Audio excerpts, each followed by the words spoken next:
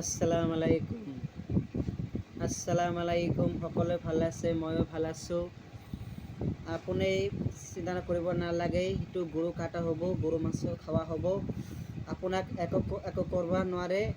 হেমন্ত বিশ্ব শৰ্মা, মই যেতিয়া আছোঁ, আপোনাৰ কোনো চিন্তা কাৰণ নাই। হেমন্ত যেতিয়া ৰিপ্লাই দিব, সেইটো ৰিপ্লাই মই দি থাকিম। হেমন্ত যদি দম আছে যদি ইয়াত মাজগাঁও সমষ্টি আহি বুলি কবি, মই তাকে ইয়াৰ পৰা লাত মাৰি ইয়াৰ পৰা গুচি দিম। আপোনাৰ লগত চিন্তা নকৰিব। হেমন্ত বিশ্ব শৰ্মাক মই ক'লোঁ, সেইটো আপোনাৰ বাপৰ অসমখন নহয়।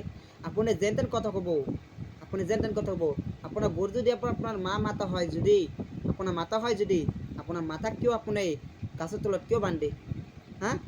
খুঁটিৰ ভিতৰত কিয় বান্ধে? মই হিমন্ত বিশ্ব শৰ্মাক এনেকৈ ক'ব লাগিব। নমস্কাৰ। আজি এইটো নিউজটো চেনেলটো পশ্চিমৰ পৰ্যন্ত শ্বেয়াৰ কৰি দিব।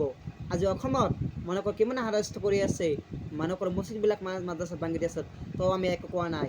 এটা গৰু কাটবা নেদে, আমি এটা বহি থাকিম নেকি? এটা নবহি থাকিম? এটা তাক আমি মাৰিম, কেনেকৈ মাৰিম আমি তাক সেইটো ক'ব নোৱাৰোঁ। হেমন্ত বিশ্ব শৰ্মা, আপুনি বেছি বাৰাবাৰ নকৰিব। মোৰ টেনশ্যনটো লছ নকৰিব, তেন্তে বুজি ল'ব মই কি জিনিস চাওঁ। হেমন্ত বিশ্ব শৰ্মা, আপোনাৰ গলাত যদি মই উঠাই লৈ পাৰিম, সেইটো মোৰ ক্ষমতা আছে। আপুনি থানাত যাব নেকি? মই থানা দেখি ভয় নাপাওঁ। আপুনি যিটো কথা কৈ আছে না, সেইটো আমি ভয় নাপাওঁ। আপুনি কৰি কৈ আছে, আপুনি মুছলবিলাক জেগা নষ্ট কৰি আছে, মানুহক কৰি আছে। আপুনি কি পাইছে মানুহসকলক? আপুনি একো কৰিব নোৱাৰে।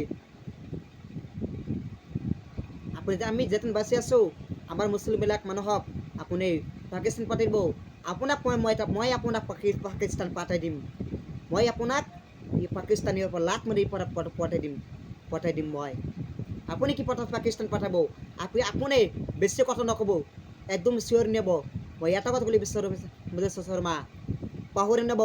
মই চুকুৰ খান মৰা নাই, মই চুকুৰ আনচু পাৰ্টি মৰা নাই। মাজগাঁও সমষ্টিৰ মানুহ হওঁ, একো নক'ব।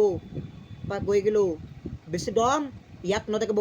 এই অসমখন আপোনাৰ বাপৰ নহয়, এই অসমখন আপোনাৰ নানা নহয়। আপুনি যেন তেন কথা ক'ব।